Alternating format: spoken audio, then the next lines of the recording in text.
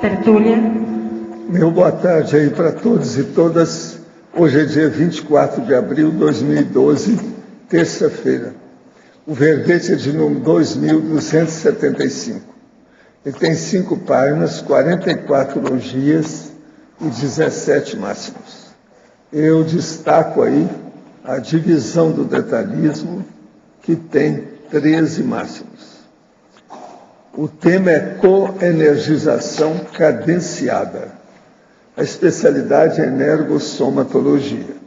Quem redigiu o verbete é a nossa grande técnica madura, especializada, que mais? Veterana, experiente, que é a professora Adriana, que está aí com vamos dizer, a cooperação do Mário e a anticooperação do... Tá certo? Então, definição.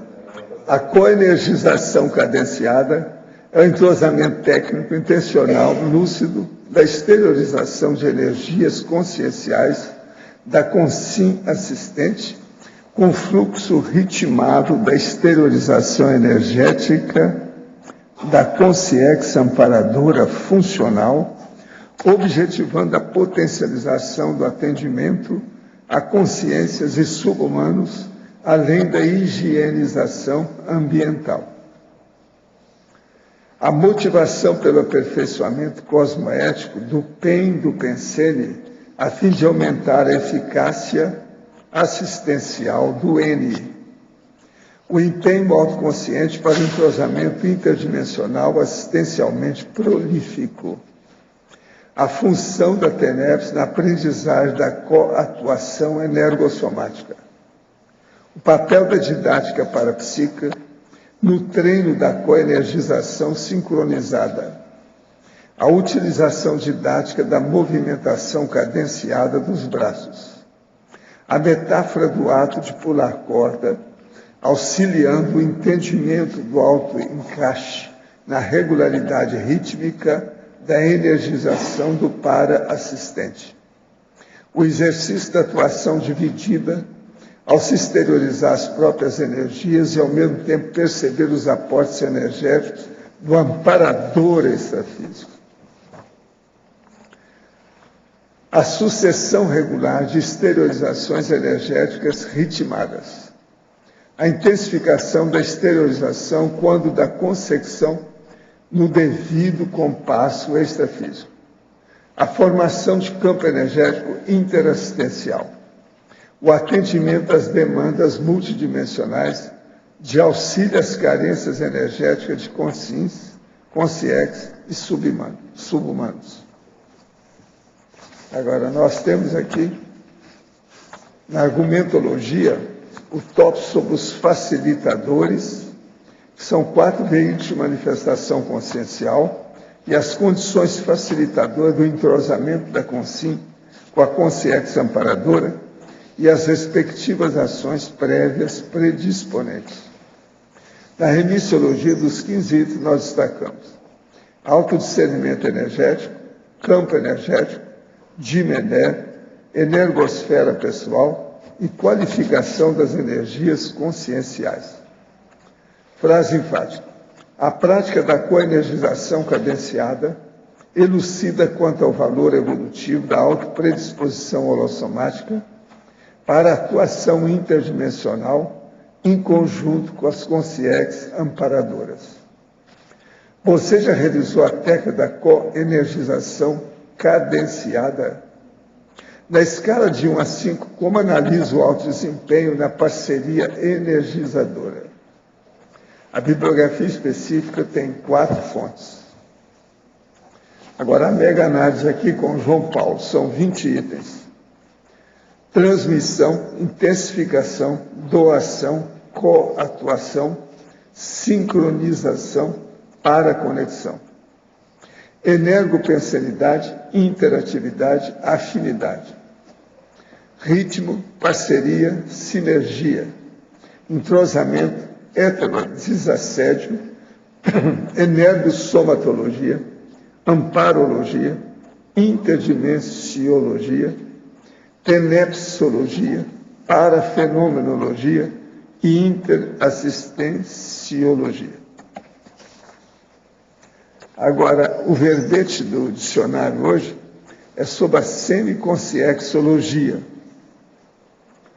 Isso aqui é que é o assunto que eu sou encasquetado. É isso aqui que é uma das minhas metas, que eu tenho estudado mais, é isso aqui. Então, aí seria bom vocês verem a argumentologia, que é a argumentação, a parafenomenologia com 7 itens, e depois a autoexperimentologia também com outros 7 itens. Agora, questionamento. Gostaria de saber se o professor, em suas projeções, já viu algum planeta chamado Acarte, que é habitado por seres altos de estilo europeu, semelhante a nós humanos, em estado tecnológico avançado e união mundial, e que nos estudam e nos conhecem mais do que nós próprios. Pergunto, eu acabei de ler o livro de Arthur Berlet, escrito em 1967, que relata seus dias junto a eles. Não, eu não conheço nada disso aí. Não posso falar nada. Olha, tem muita coisa disso aí que é surrealismo, alucinação e loucura, né? É igual aqueles caras de Ganímedes lá da Argentina, etc. Ontem, um menino saudita de 4 anos matou seu próprio pai com um tiro por não ter recebido o videogame PlayStation que havia pedido. Uma criança de 4 anos cometeu um crime desse é inédito. Poderia comentar o caso dessa possível Consréu? Sim, mas às vezes, de vez em quando, está aparecendo isso, que Consréu tem de tudo. Ela às vezes está trazendo muito vivo ainda a experiência, né, criminosa de outra vida. Tem de tudo. E outra coisa, geralmente são mal assistidos, né? Piora mais. Agora, a primeira coisa é a seguinte, tem muita arma, né? Como é que esse menino arranjou a arma? Tem alguém aí que ajudou. Como é que foi? Ajudou por negligência? Agora, para você, a verbetógrafa. Na fatologia, linhas 4 e 5, poderia explicar melhor a metáfora do ato de pular corda, auxiliando o entendimento do autoencaixe na regularidade rítmica da energização do parassistente? Sim. Não sei se você chegou a brincar de corda quando era criança, mas antigamente a gente brincava muito, né? Então, o que você pega? Tem aquela corda grande, uma pessoa de um lado segura a corda, a outra segura do outro, e a corda fica batendo, né? Quer dizer, rodando aquela corda, e você tem que entrar na corda, aí você vai pular no ritmo que essas duas pessoas estão mantendo, então pode ser mais rápido ou mais devagar, e depois você vai sair da corda sem deixar que a corda bata em você, que ela pare o movimento dela. Então é mais ou menos essa metáfora que a gente está falando. Quer dizer, existe um ritmo, né, cósmico das energias, você vai procurar entrar nesse ritmo, seguir esse ritmo e depois sair sem criar nenhuma alteração ou interferência nessa situação. Então essa é que é a metáfora do pular corda. Em principiologia, poderia detalhar o princípio da onipresença das interações energéticas? Sim, é porque essa vida é energética, as pessoas têm energia e nós estamos o tempo todo interagindo energeticamente. Com pessoas, humanos, ambientes, objetos. Objetos, eles acumulam energia. Então, se você tem um objeto e você usa muito esse objeto, ele fica impregnado com a sua energia. Então, uma outra pessoa, ela vai também, interagindo com esse objeto, ela vai perceber essa sua energia. Então, isso é onipresente, é o tempo todo nessa dimensão, esse processo de estar interagindo com as energias. Professor, no adendo página 73, poderia detalhar a relação do período antilucano com a semiconsciexualidade? O caso é o seguinte, eu digo aqui o seguinte, no universo da auto-semiconsciexologia, existe evidente relação do período antilucano. O período antilucano é o da madrugada, aquele que o dia ainda não amanheceu, não clareou. Então, com a semiconsciexualidade. Semiconsciexualidade é a consciência que vem aqui e ela trabalha ao mesmo tempo nessa dimensão e da outra dimensão extrafísica. Então, ela é uma consciência que, ao mesmo tempo também, ela funciona como consciência. Agora, tendo em vista a possibilidade de maior concentração mental, que é de madrugada. Está tudo silencioso, quieto, o ambiente tranquilo, que predispõe à divisão de atenção. Ou seja, a hiperpercussiência aplicada. Ao mesmo tempo, sob duas dimensões existenciais, com o atacadismo consciencial e a cosvisão. Isso não é fácil, por isso que nesse período antilucano é o melhor para funcionar desse jeito que nós estamos falando. Por isso que a gente está chamando a atenção para isso. Vale a pena pensar. Professor Valdo, sim. Continuando sobre o dicionário, no número 2, autoconscientização multidimensional, o professor poderia explicar um pouco melhor a atenção multidividida?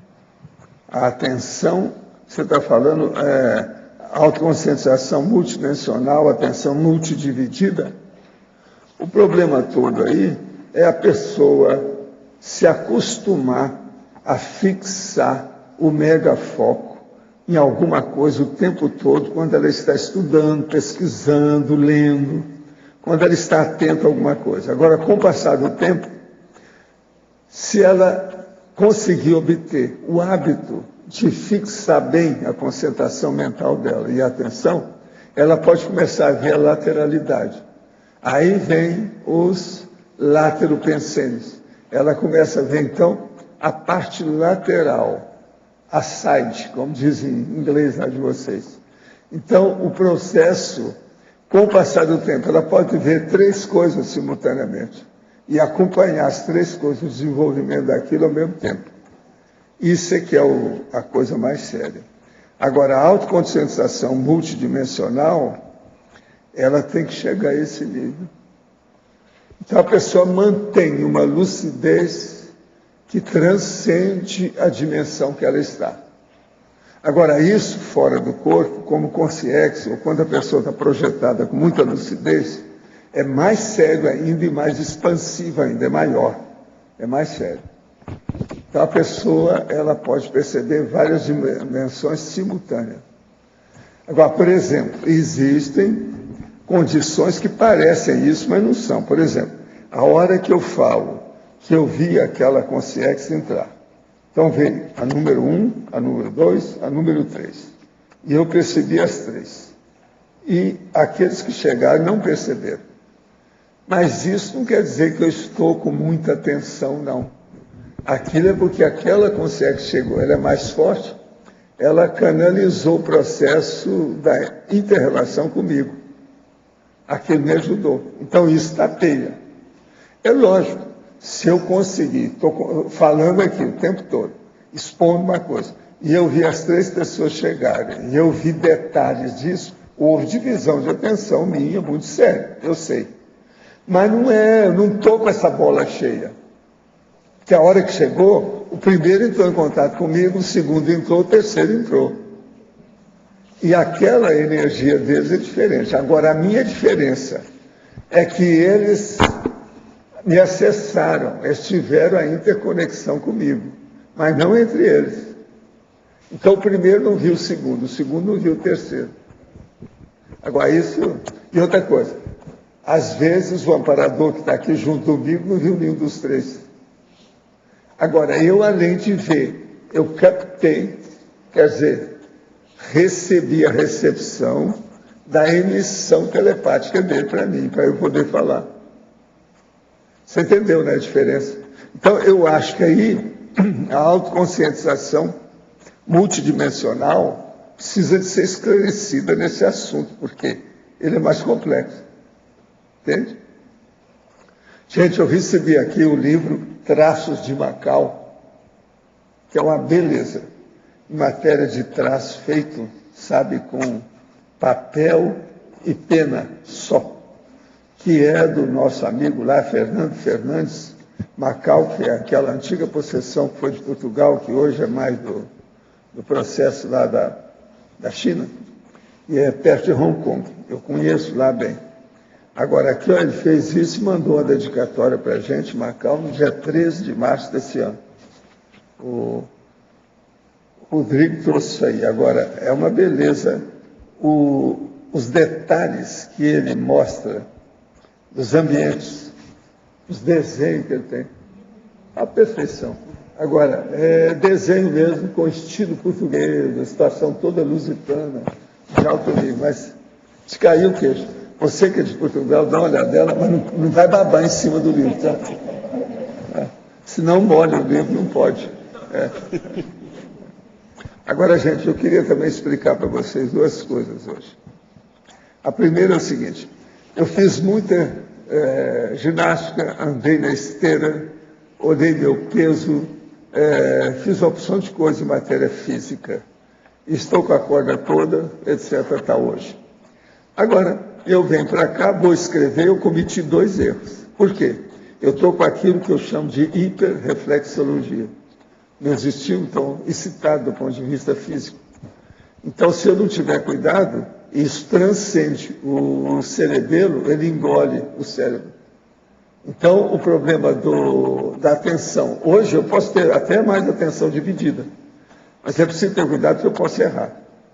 Então, eu fui escrever aqui, eu errei 2 vezes. Eu não sou disso, não sou de errar, meu negócio vai tudo certo. Que negócio é esse? Agora, por causa do reflexo. Se deixar, eu estou igual criança que pula para cima quando está alegre. Eu chamo pulo de alegria, né? É isso? Eu estou desse jeito. Então, é um perigo. Sabe como é que é? Não, é uma euforia muscular. Você está entendendo? Aí é que é o problema. Essa euforia muscular, ela vamos dizer, da miologia, é da psicomotricidade. Você entendeu isso? Adrenalina, e no caso tem adrenalina.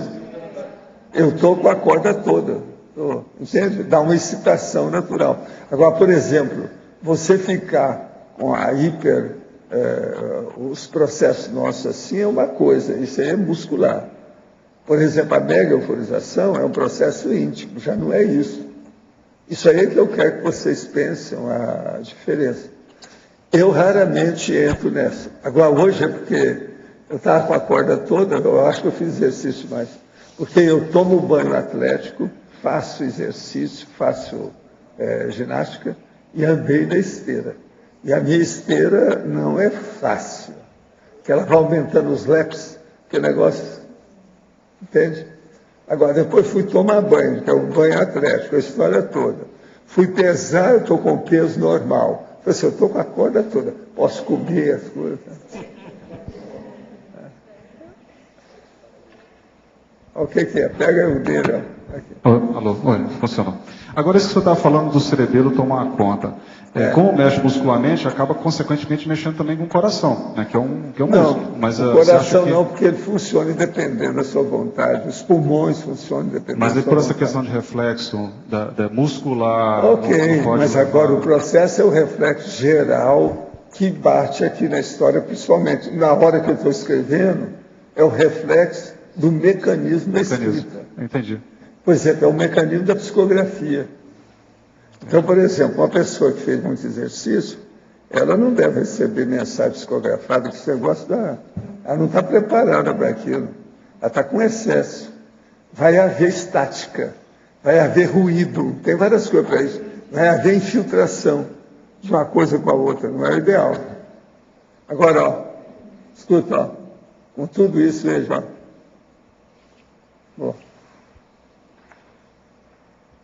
eu domino o meu processo. Veja bem, com tudo isso, eu não tenho nada. Agora, outra coisa. Eu estava explicando aí para o Everton que ele chegou lá e viu que tinha um local lá que eu andei consertando, que tem gente aí que andou escrevendo autotenepsologia. Isso é errado, que é redundante. Teneps quer dizer tarefa energética pessoal. Não é auto, porque é sempre auto. Não existe uma tenepsis de uma multidão. Pode ser que vários estejam praticando simultaneamente, mas é um por um, é pessoal. Então não existe autotenepsologia. Essa palavra não pode existir. Então isso é que eu cortei, eu estava explicando isso lá para ele ver, porque teve gente aí, dos verbetógrafos, que andou escrevendo isso. E a gente não pode ir no bico do povo que faz erro, né? Você tem que consertar e não ir no bico. Está entendendo? Está claro? É o processo aí da redundância. Nós não podemos usar essa redundância que é muito óbvia. Essa, então, é de morte, né? Adriana, eu entrego a professora Adriana para você. Adriana, na fatologia, a quinta linha depois segue, é o exercício da atenção dividida ao se exteriorizar as próprias energias, ao mesmo tempo perceber os aportes energéticos de amparador extrafísico. Podia ampliar, por favor. Isso aqui, Arlindo, é a essência dessa coenergização. O que é coenergização? Você está esterilizando a energia. Uma coisa é você esterilizar as energias sozinho. São as suas energias, você vai lá e exterioriza para o ambiente, para uma pessoa, para um subhumano, para seja o que for.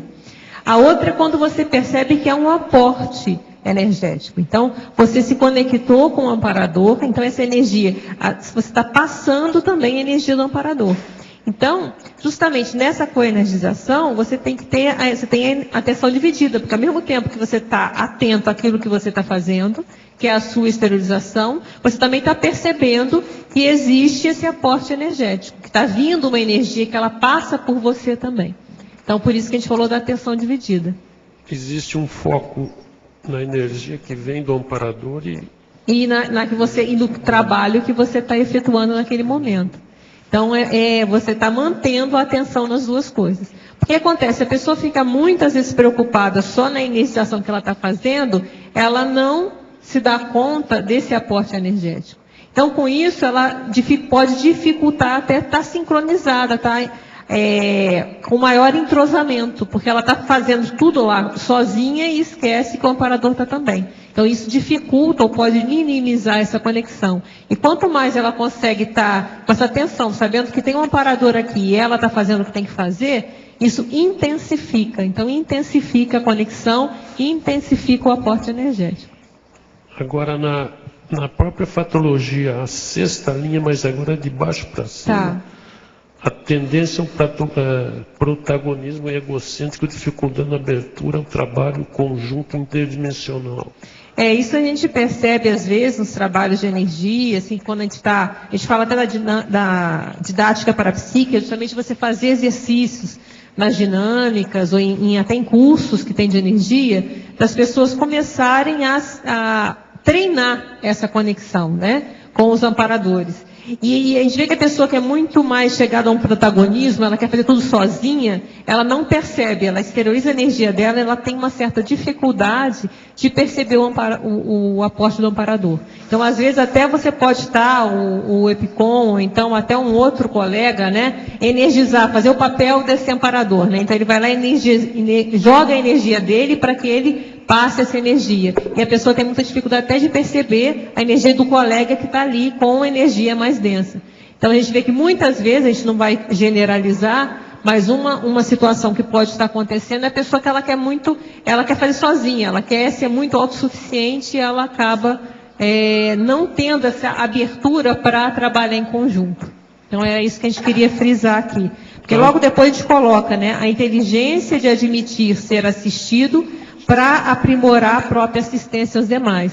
Então, às vezes, quando você faz um trabalho amparado, às vezes a gente vai receber, a gente vai ter extrapolacionismo, uma série de coisas que naturalmente a gente não tem. Mas naquele momento do trabalho assistencial com o amparo de função, a gente vai ter muito aporte. E a questão é a gente admitir que isso vai acontecer, estar atento a esses aportes. Que vai de energia a inspiração, a tudo. Se a pessoa está muito preocupada, não, isso aqui é eu que estou fazendo sozinha, muitas vezes ela vai cortar ou ela vai dificultar essa atenção dividida. Você está aqui fazendo trabalho, você está aqui dando aula, está falando e está atento que tem um amparador aqui. Peraí, tem alguma coisa? Tem uma energia diferente? Tem banho de energia? O que está acontecendo? Então, é esse jogo, acho que todos nós estamos aprendendo, que é lidar com essas duas dimensões para chegar depois lá no verbete de hoje da semiconsexualidade, que ainda tem um longo caminho pela frente. Mas a gente já está começando a treinar isso. Os tenepsistas já fazem isso, né? Por isso que a TENEPS é tão importante. A gente coloca aqui, né, o papel da TENEPS na aprendizagem dessa coatuação. Porque a TENEPS nada mais é que isso, né? Você está ali atuando junto com o amparador, só que é mais fácil, em tese, né? Porque você está com o ambiente escuro, só você, outra coisa, você fazer isso também com uma luz acesa, com movimento, e você está fazendo esse exercício, né? Tá, ok, obrigado. Hein? Adriana, dentro dessa mesma linha de raciocínio, falando em conexão e sincronicidade, né? Eu ia perguntar justamente algo semelhante ao que o Arlindo perguntou aí desse mesmo tema. Só que algumas vezes, essa questão do seu protagonismo, você tem que startar o trabalho. Assim, quando você começa, você percebe algo, e aí você inicia, por exemplo, a esterilização a partir de você. Só que em um determinado momento, você percebe uma presença mais ostensiva do amparador. Aí você dá, de certa maneira, mais passividade. Também, às vezes acontece isso também. Você percebe uma situação e você inicia um trabalho de esterilização, né? Você até citou a TENEPS. Eu estou perguntando isso porque eu tive uma experiência semelhante, assim, né? Vi uma situação e percebi que eu tinha que atuar. Então eu estava observando, estava ali descoincidido, e aí, em um determinado momento, eu esterilizei energia mais intensamente, mas na sequência eu percebi que tinha que dar mais passividade, e aí eu percebi a ostensividade da atuação do amparador, né? Mas a pergunta é justamente aí, mas há momentos em que você tem que ser, de fato, o start, tem que ser tem que iniciar o processo, né? Perfeito, mas você vê, Jade, que a gente tem uma qualificação no protagonismo, né? A gente falou protagonismo egocêntrico, a gente não colocou o protagonismo sozinho. Então, o protagonismo ele é importante. Se o professor está em sala de aula, naquele momento ele é um protagonista, ele está com o holofote lá em cima dele. Mas é o egocêntrico, aquele que a pessoa está só muito autocentrada e esquece que existe aportes, não só de amparo, mas até o colega do lado pode dar um palpite interessante, né? É essa interação que a gente está querendo colocar. Por isso que a gente qualificou o protagonismo. Mas é interessante você falar até para a gente poder clarear, né? Adriana, Sim. aqui no ar, Fala, Bárbara. em sinergismologia, na segunda linha, você fala do sinergismo, entrosamento psicomotor, palmochakras, com conexão paracerebral coronochakra. Pode aprofundar esse sinergismo, por favor? Lembra que o sinergismo é quando as duas coisas juntas, elas aumentam, né? Ela intensifica. Então, você fazer o entrosamento psicomotor, por exemplo, você está fazendo que a pessoa está esterilizando usando os braços. Então, ela está fazendo o entrosamento com os amparadores em relação ao palmochakra, né? Então, ela sente, às vezes, uma intensificação na mão. Então, se ela está jogando energia, fazendo um arco voltaico, ela sente que aquela mão dela está saindo uma energia ali, tem um aporte muito mais forte que ela não está sozinha, tá?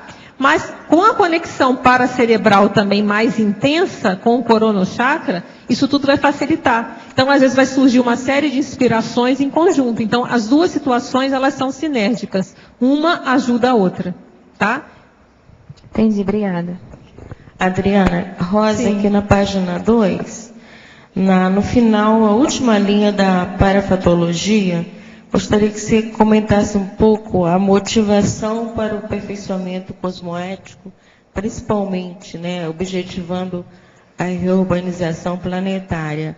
Esse aperfeiçoamento, a finesse do aperfeiçoamento, os passos, gostaria que você comentasse. Legal, Rosa. Se você reparar, eu coloquei motivação nas três, no final da pensenologia, no final da patologia e no final da parafatologia. Como para ressaltar os efeitos, né? O que o trabalho dessa coenergização, o que ele vai gerar? Ele vai gerar motivações, tá? A partir dessa experiência. Então, a da parafatologia, a gente colocou a motivação para o aperfeiçoamento cosmoético da alta energosfera, a fim de amplificar as contribuições pessoais para a reurbanização planetária. Então, o que acontece? Se você começa a ver, como a gente coloca depois lá na argumentologia, que a gente precisa se melhorar para que a gente consiga fazer esse trabalho cada vez melhor, mais qualificado, porque quando a gente começa a trabalhar com esse processo lá, desde a TENEPS, da coenergização, a gente começa a ficar cada vez mais óbvio a interferência que tem dos nossos desequilíbrios, das nossas imaturidades. Então, na hora que a gente tem que fazer um trabalho, o negócio desanda. Por quê? Então, a gente começa a ver aonde atrapalha. Então, a gente vai ter uma motivação para quê? Para começar a minimizar isso, a trabalhar isso, para que a gente atrapalhe menos. E que a gente cada vez possa estar mais disponível para fazer assistência. Então, a gente começa vamos começar naquela primeira motivação lá na pensenologia. A motivação pelo aperfeiçoamento cosmoético do PEN do Pensene, a fim de aumentar a eficácia assistencial do N. Então a gente fala assim, não, eu tenho muita energia, tá, mas essa energia, o Pensene não tem sozinho, tem um padrão de sentimento e um padrão de pensamento. E é justamente esse pensamento que dá o tom. Ele que vai qualificar essa minha energia. Então, se eu estou energizando, eu posso cada vez mais energizar numa qualidade melhor. E o que eu preciso fazer para isso? Eu vou qualificar o meu PEN. Então, entra todo um trabalho de qualificação desse PEN. Por quê? Quanto mais eu tiver uma qualificação dessa energia, não só a minha energia vai ter um padrão melhor, como eu também estou mais apto para me entrosar com paradores de qualidade melhor. Então, junta as duas coisas. Aí, depois, na patologia, a motivação para o aperfeiçoamento cosmoético da autoconsciencialidade a fim de conquistar e otimizar a condição de mini peça lúcida. É a mesma coisa aqui, é quase a mesma coisa com outras palavras. Então, você começa a motivar, você vai ver que para isso, para o seu PEN qualificar, você tem que qualificar o quê? A sua cosmoética, dentro da sua autoconsciencialidade, para você se tornar digno de ser uma mini peça. Então, os amparadores já falam, olha, já posso contar com você ali que sua qualidade está razoável, né? E, por fim, isso que você perguntou, que é esse aperfeiçoamento cosmoético, que a gente falou na patologia, da autoenergosfera, que essa sua energia cada vez melhor, mais qualificada, ela vai amplificar a sua contribuição para a reurbanização. Ou seja, é muito grande, né? Então, é a gota d'água, mas você é uma gotinha que, de repente, vai ajudar alguma coisa. Então, você começa a ver que você pode contribuir de alguma forma, nem que seja um pouquinho. E aí entra a questão de não intoxicar também, né? Porque no momento que a gente, às vezes, está um surto de maturidade, a energia não fica tão boa assim, a gente acaba fazendo o quê? A gente está indo no contraponto da questão da reurbanização. A gente está, às vezes, favorecendo, pondo mais uma gotinha no holopensene mais de doença, no holopensene mais de descontrole. Então, na hora que a gente vê isso, então, motiva mais a cuidar da gente, a melhorar a gente, para que essa nossa energia seja cada vez melhor e cada vez vá no fluxo da reurbanização, que é muito mais séria. Eu observei isso, Adriana. Estou começando a observar com mais aprimoramento.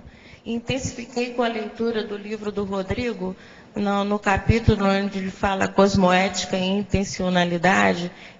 Depois ele destaca os pormenores, né, dessa atuação, inclusive com o parapsiquismo, né?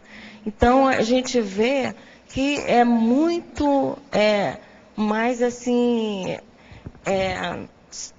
complexo, né, digamos assim, essa questão da relação do sentimento, pensamento, projeção das energias e qualificações delas com a cosmoética, né? Isso inclusive nos diálogos, nas relações, na vivência, a gente começa a se policiar e vigiar, até para fazer tarefas com o outro, intervir quando uma conversa está tomando um rumo diferente, né? Isso é muito importante. Obrigada. Viu? O que eu vejo mais sério nisso é de ser mais proativo. Por exemplo, quando a gente pisar na bola e cair, essa proatividade de tentar ver o que eu fiz, aonde foi, por quê, e vamos tentar o que eu preciso fazer para evitar que isso aconteça novamente. Ou se acontecer, que cada vez aconteça mais levinho até que a gente consiga superar tudo. Então, eu acho que essa proatividade que é importante. A gente pisar na bola, a gente ainda pisa. Pisou, peraí, onde foi, como foi, onde foi, o que eu posso fazer, como eu posso tentar melhorar isso para minimizar ou até chegar ao ponto de extinguir esse tipo de comportamento inadequado. Então, eu vejo que esse que é o segredo. E esse trabalho da coenergização que a gente está colocando aqui, o objetivo de trazer foi justamente para a gente, é uma coisa simples, quem entender precisa já sabe, em tese, mas como isso é uma ferramenta importante de autoconhecimento também. Porque a gente vê na hora que desconecta do amparador, onde foi, o que eu fiz, né? O que eu fiz agora de errado? Então, você fica, é um instrumento também autoaferidor muito sério para a gente ver o nosso crescimento. Da Recim, né? A gente vai ver onde que está pegando e aonde que a Recim está mais premente. Não é? Né? Obrigada, Adriana. Conclusão, a gente precisa ser muito inteligente para tudo. Então, veja bem, a gente tem que estar de olho em tudo. Vamos pensar só na questão da previsão, da prospectiva, da profecia, da precognição, da prospectivação das coisas. Existem uns problemas que são óbvios, que a pessoa não pode falar que seja previsão, porque estão na cara. Então, seria uma pseudo-profecia. Por exemplo, eu digo, Nenhuma mulher que está aqui dentro vai morrer de câncer de próstata. Alguém aí vai dizer?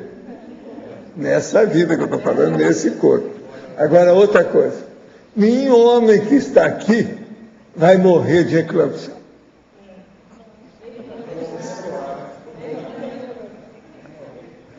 Então, vamos entender bem. Eu sou capaz, então, de fazer previsão sobre a morte de vocês. E certinha. Quer dizer, esse processo de pensamento é aquele pensamento que ultrapassa o processo normal de apreciação. Se a pessoa não tiver cuidado, ela vai no bico. Então você veja, tem lógica em tudo. Você não pode falar nada. Você jamais vai morrer de eclâmpsia nessa vida, nesse corpo. Seu corpo não vai morrer disso. Professor. Então, da prospecção é o conhecimento. Como é que é? A base da prospecção é o conhecimento. É. Tem que conhecer para Cognição. prospectar. Agora, a cognição, a coisa mais séria que tem, é saber realmente o que significa aquilo. É o meaning, o significado do conteúdo. Senão não adianta nada. Então, por exemplo, o processo de energia pode tapear também a pessoa, precisa ter cuidado com isso, se nós sabemos bem aonde nós estamos, para não interpretar mal. É muita coisa na vida que pode ser pseudo, que é tapiação, falsidade. Agora, veja, existe, então, muita profecia correta. Você não pode falar que minha profecia está errada. É inócua, mas correta, né? Essa É inócua, mas é terrível, correta. É terrível isso, você pensar na coisa dessa. Está Agora, entendendo? dentro disso que a Rosa estava comentando, por exemplo, se você amplia o seu conhecimento, consequentemente você amplia sua visão sistêmica, ou seja, você tem mais conhecimento de causa sobre mais coisas. Então a possibilidade de você raciocinar, refletir sobre algo de que possa acontecer é muito maior, porque você sabe os efeitos que cada item... Agora veja, se vocês começarem a pensar isso que eu estou falando, que é uma falsa profecia, pseudo-previsão, o que acontece? Até um certo ponto é isso, mas ela é correta. O pior é isso, é que ela é correta, ela corresponde aos fatos e para fatos. Mas se você começar a pensar nisso, você vai começar a pensar então na capacidade que tem uma consciência mais lúcida de entender a nossa vida. Ele tem muito mais a visão do que a gente. Exatamente. Entende?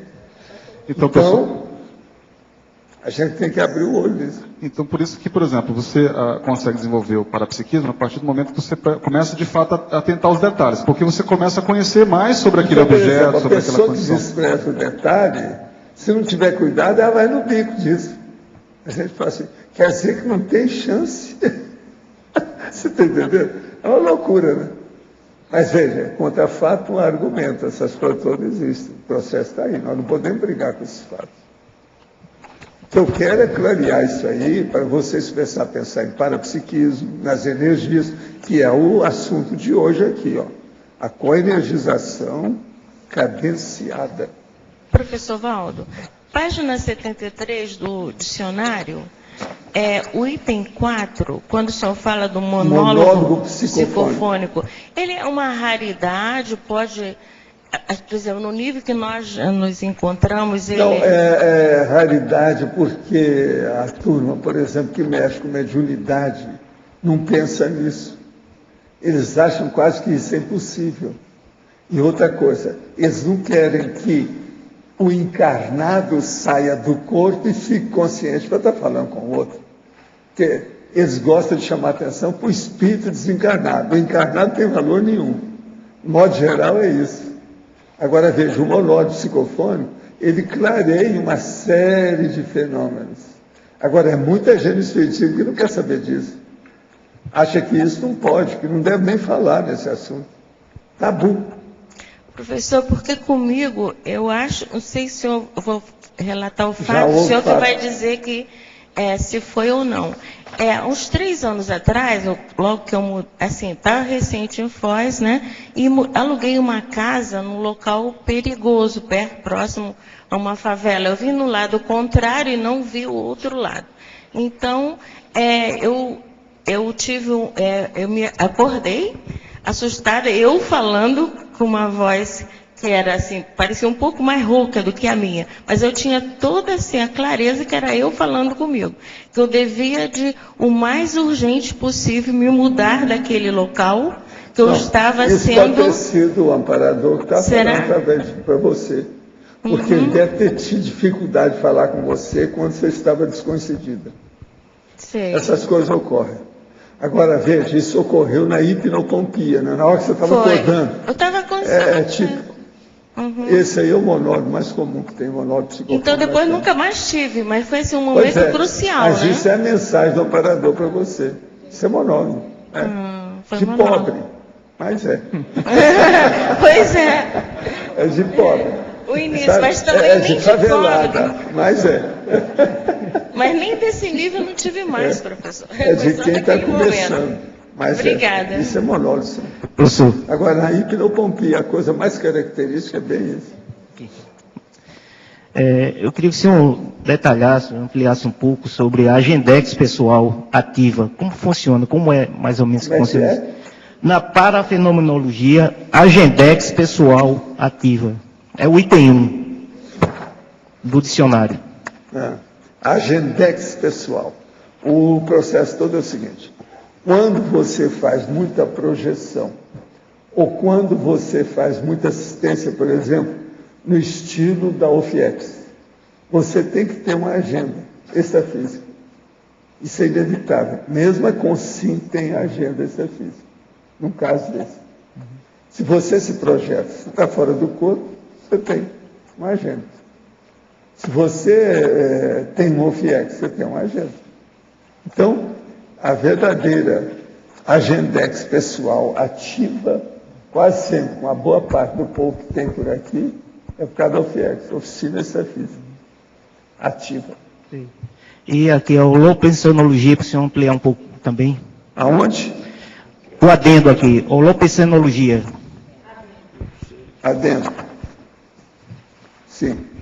Não, isso é que nós estávamos falando. A holopensenologia aqui é o problema que eu disse aí sobre a semiconsciencialidade e o período da madrugada. A hora que você pode alcançar maior nível de lucidez. Então, isso expande o seu holopensênio.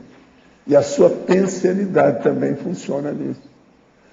Uma pessoa que amplia, principalmente a qualificação da holopensenidade dela, o holopensene dela, a autopensenidade, ela melhora o ambiente que é o holopensene. Entende? Agora, isso se faz mais de madrugada. É o menos difícil. Agora, o que é bom é quando você faz isso de madrugada e depois você estende para o resto do dia no lugar que você trabalha. No seu escritório, por exemplo. Que é o que eu faço com o meu escritório. Entende? O meu escritório, ele tem energias que me favorecem. É como se eu tivesse sempre uma retroforma permanente. E aquilo está sendo alimentado e enriquecido o tempo todo. Por isso que eu acho que as pessoas devem ter um escritório especial só dela. Isso é importante. Às vezes funciona muito. Ajuda muito. Você entendeu, né? Isso de maneira prática, assim, como é feito isso? No estado de vigília, claro. Melhor é você separar. Por exemplo, você deve ter um escritório, sua esposa outro, separado. Igualzinho o caso da Tenex, um do lado, outro do outro. Que a hora que você vai trabalhar com os amparadores individualmente, é bom que o ambiente seja individual. É uma coisa natural, lógico, uma coisa inteligente. É isso. Então pensa nisso. Agora, o horário antilucano é que manda, é o da madrugada. Esse aí é que defasa, porque mostra para a pessoa, ela vai ter experiência prática, objetiva, ela vai sentir, vivenciar o processo. É muito importante. Agora, uma pessoa para ter isso assim coordenado e permanente, precisa de trabalhar anos. Isso não pode ser de uma hora para outra. senão vai perturbar a cabeça dela. Primeira coisa, vai perturbar o processo de sono. Ela vai dar insônia e outras coisas mais. Daí, então, uma opção de coisa pode piorar. Entende? É preciso trabalhar aos poucos. E outra coisa, o povo acha que isso tudo é fácil, somente gente mais moça. Um dia desse mesmo, tem uma pergunta aqui que eu falei, ó, não entra nisso, você vai para o buraco. Então, a pessoa queria, ela que está dormindo 9 horas, queria começar a dormir só 5, de uma hora para outra. Isso é um perigo, ela embiruta. Isso é um fato. Vocês lembram que teve um caso aqui que eu falei? Sim. Você já estava aí. Sim. É. Agora, isso é preciso de alertar o povo para saber. Eu falo, mas falo, olha, isso aí é 1 hora por ano. Às vezes demora 2 anos para você perder 1 hora. Para não dar tilt. Senão a pessoa emburrece. Quer emburrecer é só diminuir sua carga horária de sono assim, 2, 3 horas. Numa semana você está mais burro. Isso é batata. Um método rápido, né? É.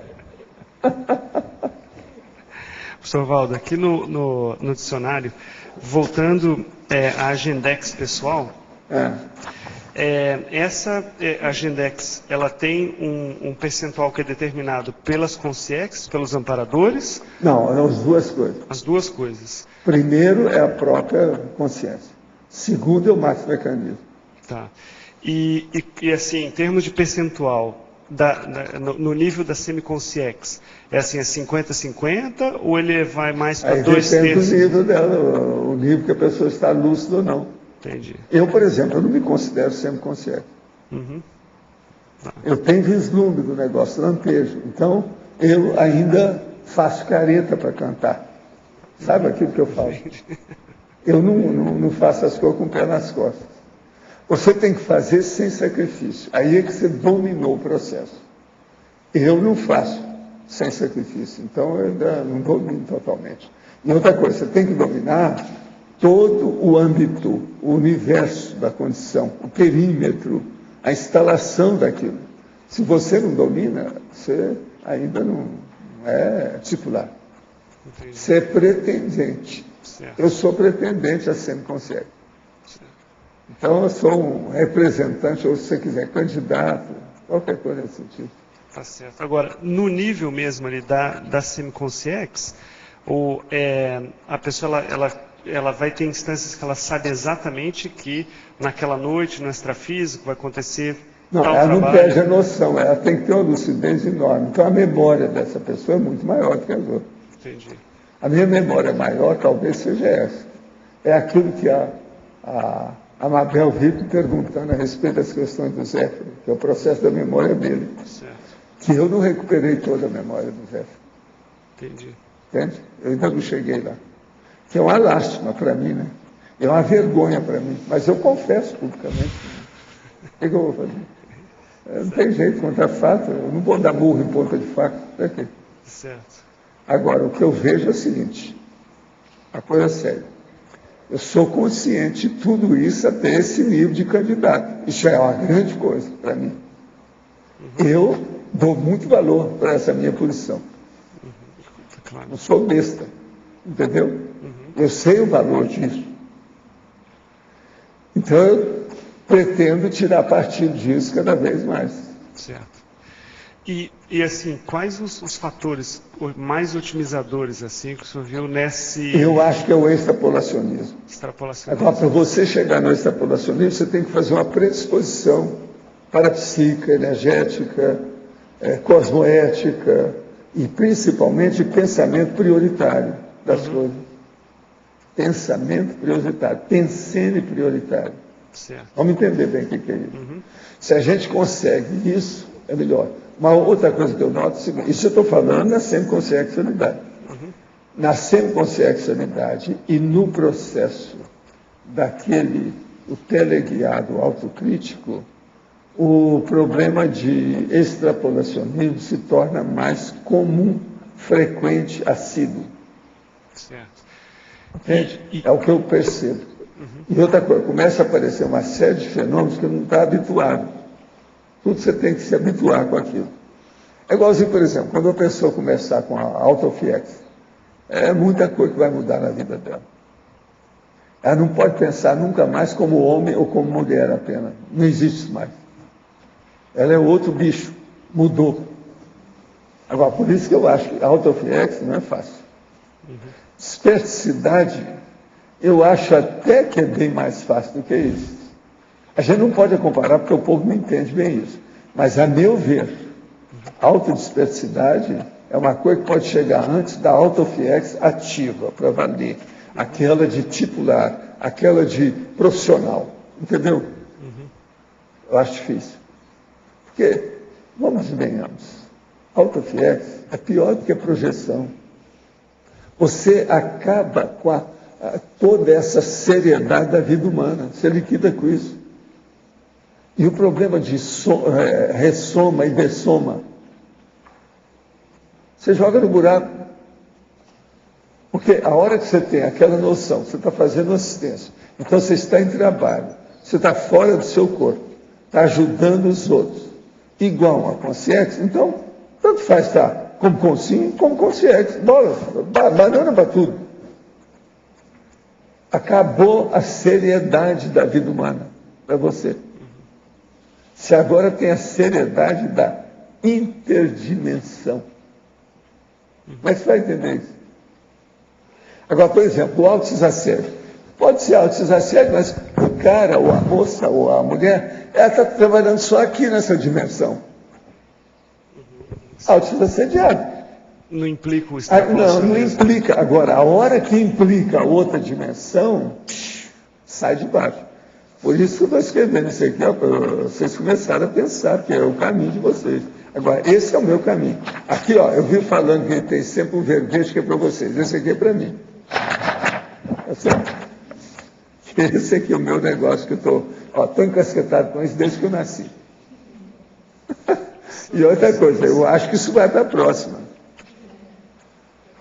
Agora, professor Valdo, tem um limiar também em termos grupocármicos para chegar nesse nível aqui, ou ela já está longe? O grupo kármico pode influir em você em qualquer nível que você esteja. Mas aí depende qual a influência que você permite que ele influa. Aí é o processo da autolucidez sua. Entende? Eu já não mexo com isso. Isso aí não entra em mim. Entendi. Eu não tenho esse problema. Agora, para você chegar e não ter o problema, o que precisa? A anticonflitividade.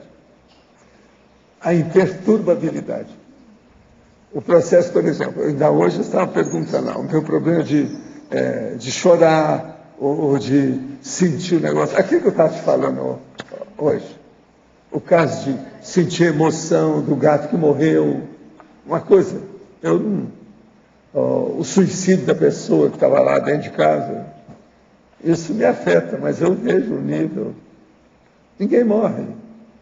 Isso, veja, eu não chego a ser gelado da Sibéria, mas chego perto. Eu devo ter ido até o inverno da França, lá mais para o norte. Né? Entendeu? Agora, veja, isso aí o povo acha, então, que eu sou... Quando eu era mais moço, era isso que aconteceu lá na mocidade, da Espírito. Eles achavam que, não, o Valdo não é normal, isso aí tem alguma coisa, não pode ser, ninguém é assim. Agora, quando eu enterrei o meu pai e fiz o discurso, praticamente a cidadezinha com o povo tudo lá presente, que meu pai era muito querido, eles só descobriram isso depois. E eu fiz aquilo com a maior naturalidade, como se fosse um velho. Só não fiz pose, mas é o que faltou, entendeu? Que o resto tudo, nem nada, sem nada. Aí eu falei assim, pois é, mas que coisa, né? O que tem essa água de Monte Carmelo que faz um menino nascer aqui e ser assim? Agora, mais tarde eu fui explicar para eles que não era água, era o processo da terra, que eles descobriram que matéria de cerâmica, a maior argila que eles descobriram no Brasil é de Monte Carmelo. Foi por isso que tudo quanto era telha, tijolos, aquele negócio, foi tudo para Brasília. Entende? Fizeram dezenas de cerâmica na minha terra, esburacaram a cidade toda por causa da argila. Agora veja, se a argila é boa, o corpo deve ser bom, porque nasceu tudo de lá. De onde é que ia tirar? A hora que eu falei isso, os cadelitãos todos se encheram. Você está entendendo? Nós estamos na terra da argilomáxima. Né? Agora, tem lógica. É o negócio. Você veio do pó, para o pó você volta. Só que tem que o meu pó é qualificado. Isso que eu falava lá no povo. Agora, Monte Carmelo, realmente, a terra é isso mesmo. Agora, veja, é a chamada terra do calcanhar vermelho, que em parte é a nossa. Aqui tem lugar assim, que você se andar descalço com o passar do tempo, seu calcanhar fica vermelho. E você pode dar a vaca e não sai, porque fica impregnada a pedra. Sabe? Por isso chama calcanhar vermelho. Ele é do calcanhar vermelho. É engraçado. O senhor poderia ampliar que teve um momento que o senhor colocou assim, era a memória do Zéfiro. Sim.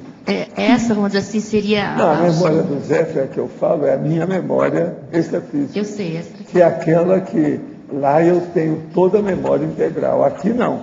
Eu não recuperei todos os contos. Os megacontos eu não recuperei tudo. Então, por exemplo, eu acho que eu já cheguei a uns 75% dele. E certos níveis ou certas linhas de conhecimento, talvez 80%. Mas os 20% que faltam, não consegui não. Entende? Agora, eu penso que se eu me dedicasse a isso, eu poderia resgatar, recapturar, entende? Relembrar uma opção de coisa. Mas, fazendo o que eu faço com todas as minhas obrigações, não dá não. Eu não vejo chance de recuperar isso. Não. Eu acho que eu vou dessomar com 75. Por isso que eu falo, a média, se você alcançou 75, olha, põe a mão para cima e abençoa, que está ótimo. Você está entendendo? Porque a maioria, às vezes, não chega nem a 50%. Valdo, eu estava olhando o adendo aqui, agora estou vendo que você pratica essas coisas habitualmente, né? Mas eu comecei isso muito cedo, né? São muitos anos, são décadas. E outra coisa, você tem que lembrar que todas as modificações da minha vida foram acompanhadas com isso até um certo ponto. Agora, atualmente, eu domino isso, porque o meu ambiente permite. Eu sou um cara aposentado, estou dentro de um condomínio que é igual dentro de casa. Então, isso é outra condição. Mas se domina... A melhor coisa que tem para fazer isso não é nem num apartamento, nem numa casa. É dentro de uma casa, num condomínio, que é o meu. São 3 tipos. O melhor é esse último. Eu tenho experiência disso tudo. E outra coisa, que seja permanente. É a hora, por exemplo, que você já deixou viajar muito, você já não viaja mais, a dromania já diminuiu. Isso é muito importante. Mas se você faz isso habitualmente, já domina, você não seria semiconsciência aí? Não. Eu e o Loche perguntamos isso. Eu não sou. Eu teria. Você está na berlinda toda hora. Mas o caso todo é o seguinte, eu não sou porque eu não tenho certas memórias do Zéfiro que são mais multisseculares. Entendeu? Eu tenho lampejos, relances daquilo, algum vislumbre, mas eu não tenho as histórias todas. Tem flecha, mas não tem a história toda.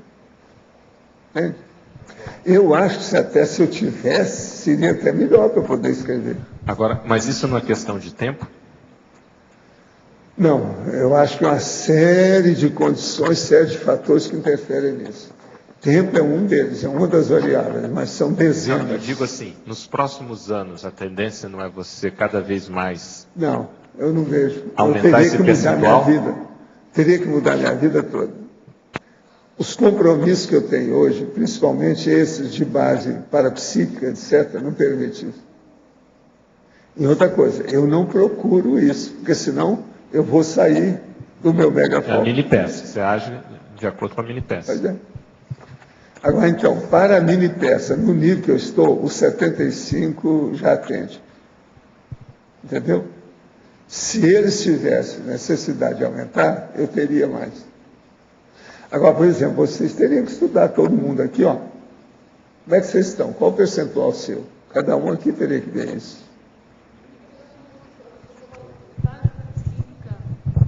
O senhor falou agora de base parapsíquica, que o trabalho do senhor de base parapsíquica é que impede de atingir a semiconsciencialidade. Para mim é um paradoxo, uma contradição, porque a semiconsciencialidade, eu não entendi. Você acha que você tem parapsiquismo de tudo o tempo todo? Bobagem é essa. Um fenômeno, por exemplo, já vai exigir mais ou exigir menos de você. Outra coisa, você não vai ter essa lucidez total, a hiperlucidez, a multilucidez, a hololucidez, pegando todos esses processos dentro da cronêmica e do espaço também da prosêmica, com a interdimensionalidade entre duas coisas simultaneamente. Você não precisa disso para tudo. Eu, por exemplo, estou aqui, recebo um parabanho, jogo energia em você. Eu não preciso de mais lucidez ou de uma memória maior para isso. No entanto, é parapsiquismo. Entendi. Você entendeu a diferença? Entendi. Tem algum parapsiquismo que prende em vez de... Agora, se eu precisasse do parapsiquismo mais amplo, por exemplo, se você já tivesse um monte de gente aqui com AutoFX, eu acho que eles iam me aumentar. Já podia voar, eu poder ajudar vocês. Aí só já podia voar um pouquinho. Você está entendendo? Então, o Max-Mecanismo, ele não atende a gente pelos meus belos olhos, aquilo que eu falo, não é. Entendi. O senhor está me vendo um pouco por baixo também. O meu nível e a qualificação, a extensão e profundidade da minha interassistencialidade. O senhor está tendo que... O Max-Mecanismo é baseado na interassistencialidade. O senhor está tendo que... O povo não entende isso. Então, por exemplo, a ciência convencional é toda burra. Ela não vê a interassistencialidade. A arte, de modo geral, está só depois nesse sentido também. Sabe ver, em primeiro lugar, a interassistencialidade de tudo, vê o prioritário. Então, veja, isso tudo tem que passar por cima dessa montanha esse lixão, dessa condição toda que está aí tradicional. Até quando? Como? De que modo? Quando isso vai acontecer? Tudo aí tem que pensar.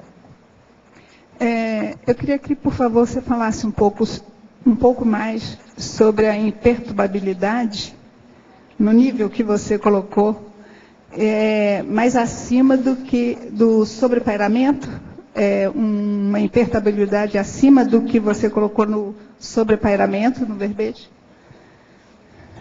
Não, o processo todo é o seguinte, a imperturbabilidade, para você ver como a pessoa tem, o grosso, a primeira coisa é ver como é que é o sistema neurovegetativo dela.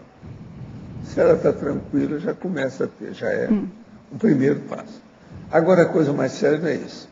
É você fazer uma pesquisa, quando é que ela tem surto. Por exemplo, um surto que eu estou falando, não precisa ser um surtão, não, é surtinho. Quando ela desequilibra. O surtinho, por exemplo, uma crise de irritação da pessoa. Uma crise, Você ficou irritada, pegou papel e jogou. Isso já está perturbado. Entendi. Agora, veja, é uma autoperturbação. Isso não pode existir. Então, você tem que colocar dentro de você, que é o processo da vergonha na cara, você não pode se perturbar por nada mais. Permitir, não tem motivo. Né? Você está sabendo tudo que se passa em torno de você. Você sabe tudo que tem em torno. Por que você vai se perturbar? Então, aí, no fim, é aquela história da cor da lava. Né? Da quê? Estourou o vulcão. Valdo, estourou o vulcão. Você não diga. E qual é a cor da lava? Eu não mudo nada. Continuo tudo do mesmo jeito.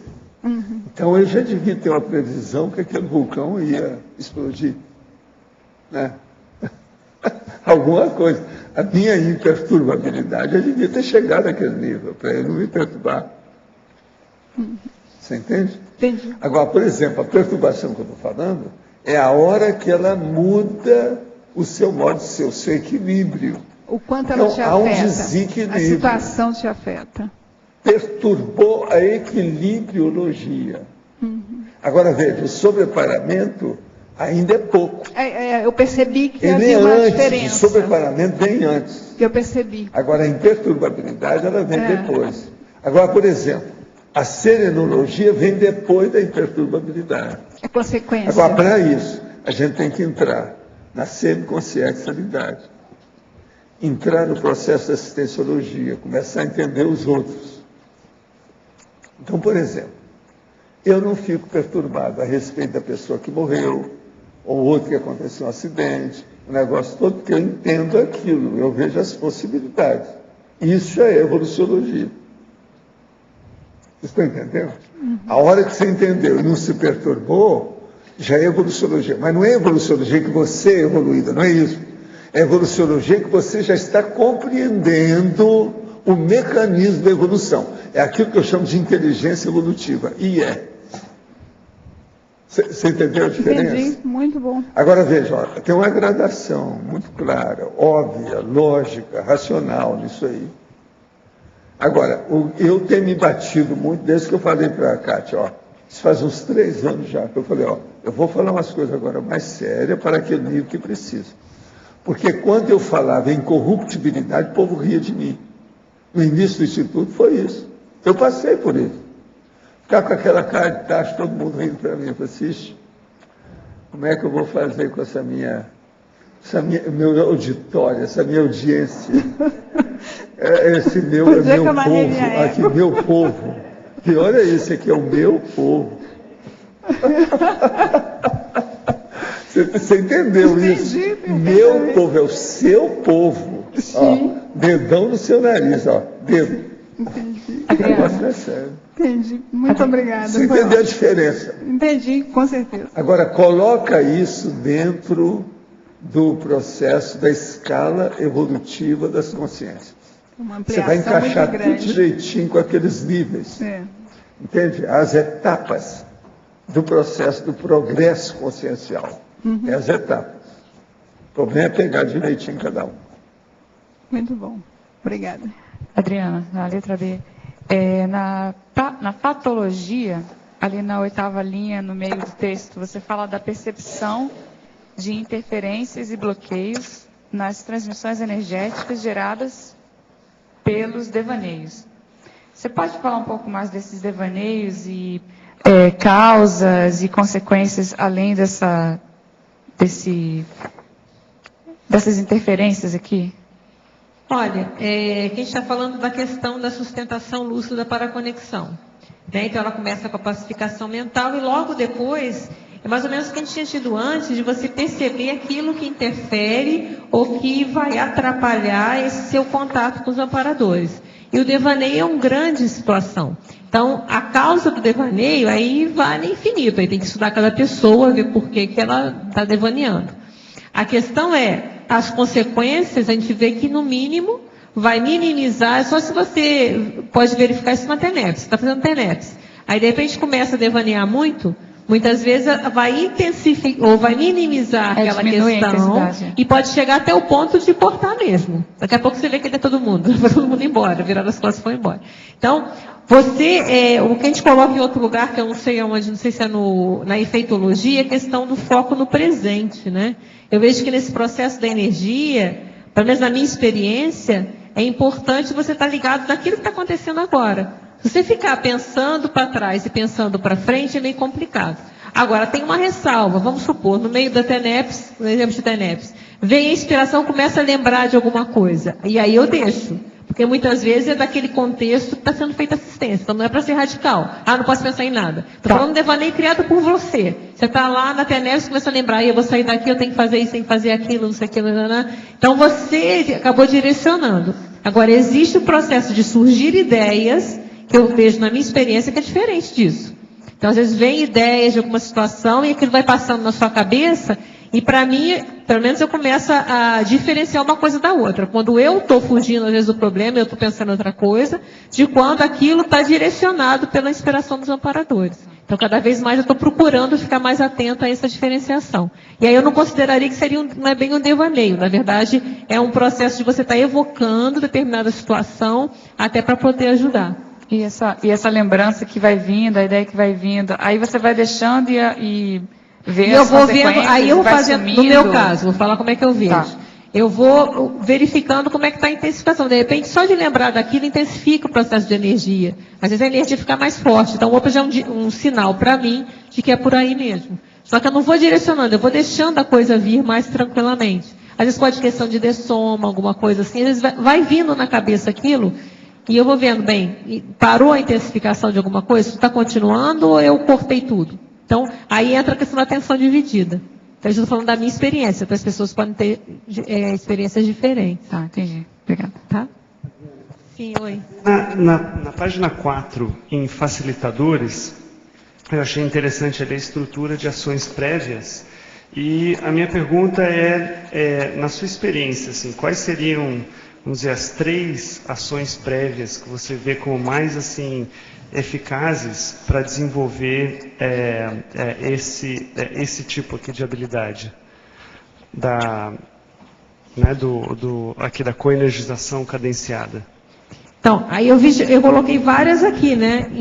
Eu coloquei, eu acho que 4 em cada uma. Você quer 3? O interesse era assim, na sua experiência, quais foram as principais? Assim, as principais? Isso, ou assim que você acha que dá mais, que deu mais resultado? Olha, eu vejo, o próprio trabalho em si, a questão da disponibilidade para fazer o trabalho. Só um minutinho.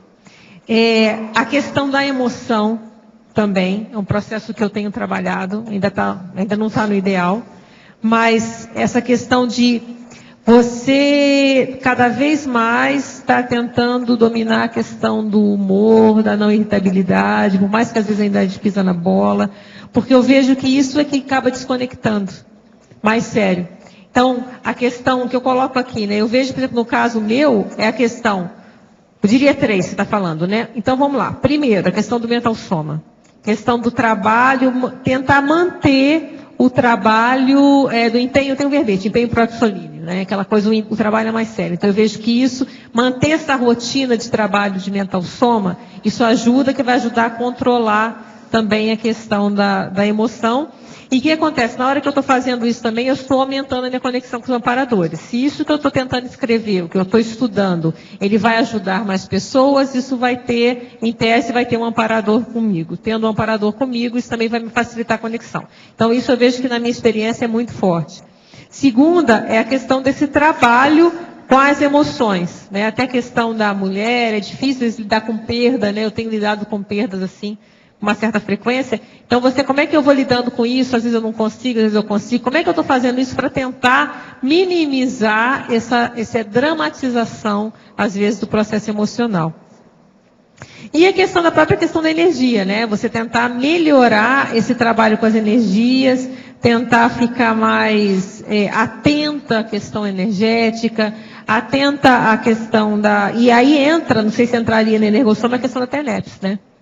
Porque é uma coisa que eu vejo, até eu falei lá eu cito aqui um artigo, que eu falei alguma coisa disso, que é no TENEPS, né, que eu falei no fórum da TENEPS do ano passado, do ano retrasado, né, foi logo que eu virei EPICOM. E uma das coisas que eu coloquei, que eu via que era a base da questão do epicentrismo para mim, era a questão da TENEPS. Porque justamente usar a TENEPS como instrumento aferidor. Então, você vê na hora que está montando o campo, a hora que diminui o campo, a hora que não monta. Então, o que eu fiz esse dia que eu estou desconectada? Então, você vai começando a ver, se eu posso separar 3, eu diria isso. Então, a questão do mental soma, a questão da tentativa de melhorar a questão emocional e a questão de usar a energia, ficar mais atento a esses movimentos da energia no cotidiano. Os campos que são montados, na hora que você, às vezes, pisou na bola e a energia se sente na hora. Então, estar atento a isso, não deixar passar batido. Então, é isso que eu ainda estou trabalhando, né? Está ainda em andamento, está em construção.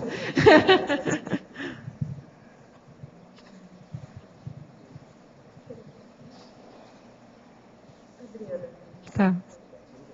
Adriana, eu queria te perguntar aqui se você podia aprofundar um pouco a parte da energocracia em politicologia, por favor. A energocracia é o que a gente está tentando fazer aqui, né? Eu acho que na hora que a gente tenta montar a gente fala de energia o tempo todo, a gente tem dinâmicas energéticas, a gente está atento ao parapsiquismo, a gente está atento a essas interações, a gente está formando uma base que não deixa de ser uma política de entendimento disso. Então eu vejo que um exemplo que a gente tem hoje é a própria Cognópolis. Quer dizer, a gente monta campo, tem megaforização, tem arco voltaico, as pessoas falam disso com uma tranquilidade, relacionam com isso uma tranquilidade. Então, isso eu acho que eu vejo que é a forma política da gente estar fazendo isso. Que, fica junto com a parapsicocracia, fica tudo ali meio junto, né? Mas eu penso por aí. Sim. Fala.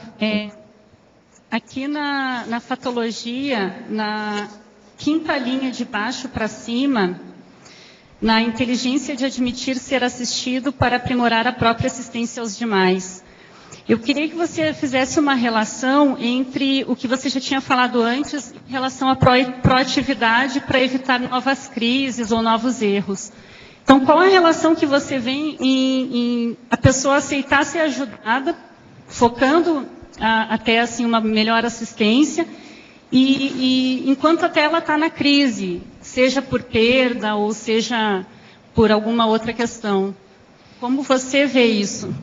Olha, eu vejo que admitir ser assistido é saber a hora, também entra com o senso de autolimite. É a hora que a gente sabe que aqui eu preciso de ajuda. Ele sempre precisa de ajuda em tudo. Então está mais aberto às pequenas assistências cotidianas. Aí entra até o verbete da Amabel, né? Esclarecimento interpares. Então a questão da heterocríticofilia é muito sério. Então você está aberto à heterocrítica, que se você está aberto à ajuda. Então, na hora que alguém vai e faz uma crítica, seja de um texto ou de uma postura sua, você vai se permitir ser assistido. Pode ser que a heterocrítica pode ser infundada, a gente tem que levar, não pode perder a autocrítica, né? Mas às vezes não, às vezes ele tem uma dica que vai poder te ajudar a você a entender uma série de coisas. Está atento aos sinais do cotidiano, que às vezes vem a questão, as dicas dos amparadores que surgem. Então, é isso que eu vejo que é essa admissão de ser assistida. Saber que a gente tem um processo de interdependência e que a gente não sabe tudo de tudo. A gente sabe algumas coisas e tem muita coisa para aprender ainda. Então, é essa abertura que eu vejo que você pensa que você vai se melhorar para poder ajudar melhor. Então, isso dá uma abertura. Por que a gente está querendo fazer o contraponto? É com aquela pessoa ou aquela postura de que eu já sei tudo, ou aquela postura que eu dou conta de tudo. A gente não dá conta de tudo, tem coisas que a gente não dá conta. Então, quem é o especialista aí do pedaço? Vamos lá perguntar, vamos se informar. Então, isso entra tudo, desde um processo energético, a um processo emocional, a um processo parapsíquico, a um processo até físico mesmo, vai no médico, né? Vamos lá, no fisioterapeuta. Olha, isso aqui eu estou com uma dor na coluna que não passa. Então, é esse sentimento, essa abertura que eu acho que vai ajudar. E no contexto do verbete, tem a ver com a questão do aporte energético. Você saber que você vai receber um aporte, está aberto a esse aporte, que esse aporte não é para você. Mas você vai, às vezes tem extrapolacionismo, você vai estar mais forte para poder passar e ajudar de uma forma mais eficiente. Então, é isso que eu vejo. Adriana, letra A, João Melo. Fala, João. Na página 2, sinergismologia, o penúltimo sinergismo ali, o sinergismo, coenergização cadenciada, intervenção tarística. Como é que acontece a potencialização dessa intervenção tarística, né, nesse sinergismo na TENEPS, por exemplo? Olha, na TENEPS ela não seria tão direta, né? Porque você está fazendo uma coenergização e você pode até, a intervenção, se você pensar que a energia, ela tem informação, então ela vai passar, é mais indireto, vamos dizer. A sua energia, ela tem um padrão, vamos supor, põe uma consciência perturbada na sua psicosfera e aquela energia mais, às vezes se você está mais equilibrado, ela vai causar um impacto naquela consciência e ela vai esclarecer. Nem que seja esclarecer de que é possível se viver de uma forma mais pacífica. Ela vai sentir nela uma energia mais calma, tá? Okay. Mas quando eu fiz esse sinergismo, eu estava pensando também num processo mais direto mesmo. Por exemplo, você faz uma coenergização, então você está energizando uma pessoa, fazendo um arco voltaico, seja o que for. E então você está aquela energização, você não está sozinho, está junto com o amparador. Okay. Então você vai às vezes tirar um bloqueio dessa pessoa, você vai expandir o mental soma dela e vai às vezes passar um esclarecimento. Então nesse ponto você está fazendo as duas coisas juntas e elas são como eu vou dizer, elas são sinérgicas, porque uma coisa eu estou fazendo a coenergização e estou dando uma informação de esclarecimento para ela ao mesmo tempo. Tá? Foi nesse sentido que eu pensei. Então, aí ela vai estar mais limpa para ouvir, ela vai estar mais expandida até para perceber, a entender aquilo que você está querendo esclarecer. Tá? Então foi isso que eu pensei. Mas na TENEP, se você pensar que a energia ela tem uma informação, ela vai, não tão direto como eu estar falando lá para a pessoa, olha, essa situação é isso ou aquilo. E até quando às vezes a pessoa pergunta, vamos supor, você está fazendo uma coenergização lá, você está energizando junto com os amparadores alguém, essa pessoa vai falar, não, eu não senti nada, eu senti alguma coisa.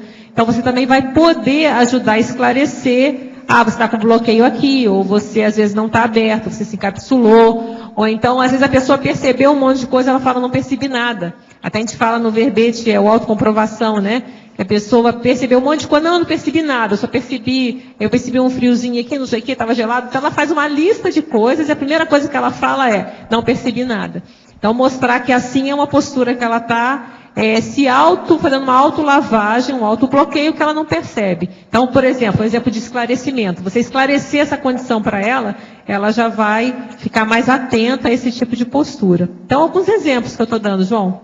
Ok, não, agora, à medida que você falou, me lembrou um pouco essa interação, por exemplo, que existe no tratamento psiquiátrico e o tratamento psicológico. A pessoa precisa estar medicamentada, né, medicada para poder se submeter a uma psicoterapia. Perfeito. Não está tendo dizer que ele está quieto.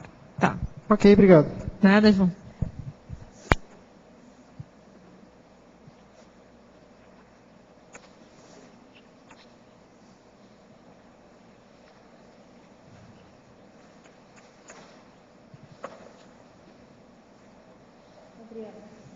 Sim, a 2. Na efeitologia, na terceira linha, o efeito nevoeiro bioenergético. É aquele efeito que o professor fala também, né? Que fica a nuvenzinha branca, né? Isso aí, temos um especialista aqui, o Rodrigo, de clarividência. Às vezes, quando você está fazendo a energização, né? Você vai vendo que aquela tudo branco, né? O complementar a gente fez isso direto, fica aquele tudo branco. Parece que baixou o nevoeiro, né? Estamos em Londres, né? Baixou tudo, não enxerga nada na frente. Então, a gente está querendo colocar que nessa energização são coisas que acontecem, né? Esse nevoeiro pode surgir mesmo. Tá? Faz parte do trabalho. Quer complementar alguma coisa aí, Rodrigo? E o nevoeiro ainda.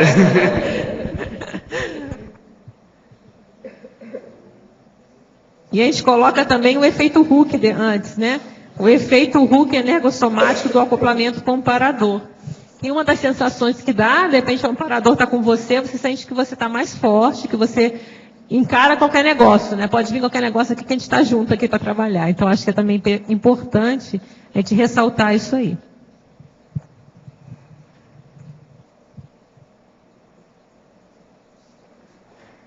Adriano. Sim, por favor. Até, de repente, complementando o que você está falando, e esse efeito Hooke, eu acho que ele se amplifica ou se torna mais comum à medida que você forma sinapses, né? Eu estava lendo aqui em neossinapsologia, na verdade, à medida que você tem mais contato com padrões pensênicos mais rígidos, oriundos, claro, do contato com o amparador, você acaba formando uma sinapse, né? Você começa com o processo extrafísico, a partir das energias, há uma sintonia, uma ressonância, e você acaba tendo um efeito somático disso também, dessa sinergia. Não sei se o meu raciocínio está correto. E aí, é claro que, muito provavelmente, esse efeito Hooke ele vai se tornar mais comum, porque você vai aprender os modos operantes, onde você consegue intensificar as suas energias e ser mais incisivo em determinados processos assistenciais. Não seria essa a ideia aí, de você também se sentir assim, porque há um acoplamento mais ostensivo com o amparador, não é isso? Sim, e esse negócio da questão da sinapse, o que eu entendo, até uma das razões de ter essa didática parapsíquica, as pessoas treinarem isso, é que você vai formar você vai formar sinapse mesmo no cérebro, para você até perceber as energias. Você vai ter que fazer conexões cerebrais para você identificar que isso aqui, essa sensação aqui, é energia ou não é. Então eu vejo que tem esse processo, sim. E aquilo que a gente estava falando no início aí, que o professor Waldo comentou, né, a questão da visão de conjunto. À medida do primeiro momento você percebe uma silhueta, depois você começa a observar mais os detalhes. Então você vai refinando esse processo a ponto de você ter mais informações mais precisas daquilo que tem que ser feito. Aí você consegue ser mais assim, incisivo e atuar mais ostensivamente do ponto de vista interassistencial, não é isso? Isso aí. Fatologia, terceira linha. Favor explicar a utilização didática da movimentação cadenciada dos braços. É porque na hora de fazer a esterilização, você não precisa, em tese, você não precisa usar os braços. Você pode esterilizar por todo o seu holochakra, né? Você esteriliza por todo lugar. Mas na hora que você utiliza os braços, há uma intensificação e fica mais didático, principalmente quando você está fazendo antes, que é o processo da didática parapsíquica. Então a gente fala às vezes na dinâmica, né? Usa os braços, a pessoa quer esterilizar sem os braços. Tudo bem, ela pode esterilizar, mas na hora que ela está fazendo esse movimento com os braços, fica mais fácil dela perceber a cadência, o ritmo da energia. Então às vezes pode ser mais lento ou mais forte, e é como na hora que ela encaixa com o amparador, ou encaixa no ritmo, intensifica na hora. Então ela vai percebendo, olha, essa hora vai mais devagar, agora é para ir mais rápido. Então, o uso dos braços facilita essa percepção. Mas, na verdade, você pode esterilizar por tudo, não precisa ser só as mãos, né? Em Argumentologia, página 4, poderia explicar no item Energossoma a interatividade bioenergética salutar? Isso tem a ver com o que foi falado lá atrás, que tem a questão do princípio, né? O princípio da interatividade, o princípio da onipresença das interações energéticas. Então, na hora que a gente está falando isso aqui, é quando você começa a fazer uma interação bioenergética salutar com as pessoas, com os ambientes. Isso tudo vai ajudar a você a ficar mais com maior desbloqueio, vai ajudar você a fazer a energocracia, como foi falado antes. Então você tem o hábito de interagir positivamente com flores, com subhumanos, com humanos. Então é você fazer essa troca energética, ela é inevitável, mas buscando depurar essa troca para ser cada vez mais positiva. Então aí entra a questão do traforismo, também ajuda, entra a questão de não pensar mal dos outros, quer dizer, está interagindo de uma forma mais positiva, entra uma série de outras situações que são básicas para você chegar nessa condição da interação bioenergética salutar. Professora Adriana, dentro das dinâmicas dos fluxos energossomáticos, em que momentos poderá haver, por exemplo, exteriorização energética por todos os lados do holossoma? Olha, aí depende do trabalho, né? A gente vê que pode acontecer. Agora, você pode, até mais interessante, a gente coloca na exemplologia, não sei se você reparou, que a gente chamou de coenergização a primária e a avançada. A primária é mais com o predomínio dos braços, lembrando que é sempre predomínio, né? E a avançada é com todo o holochakra. Se você olhar no manual da TENEPS, são nessas páginas que estão citadas aqui, eu não me lembro exatamente qual agora, que tem uma classificação sobre a questão da TENEPS. Então tem a TENEPS inicial e avançada. E justamente faz essa mudança, né? A inicial ela é um predomínio maior da questão dos braços e ela vai avançando a você ter condições de fazer isso com todo o holochakra. Então, aquela pergunta que você falou, qual é a condição? Eu vejo que não é nem tão só a condição. Eu vejo também a questão de gabarito, né? A gente já tem gabarito de fazer essa coenergização junto com os amparadores por todo o holochakra, ou a gente ainda precisa de estar mais focado só nos braços, né? Lembrando que a questão dos braços também tem um efeito psicológico. Às vezes você tem que fazer em posição de mãos para a pessoa sentir que ela está sendo energizada. Então tem esse outro fator também. Então vai depender. Às vezes você vai usar a mão porque é assim que você percebe melhor, porque você ainda não tem condições de fazer com todo o soma, ou às vezes você vai fazer com a mão. Você tem condições de fazer com tudo, mas vai usar as mãos por uma questão psicológica, que a pessoa se sentir ou se perceber sendo energizada. Ou uma intensificação mais forte. Então acho que eu vejo que há um universo aí para a pessoa estudar.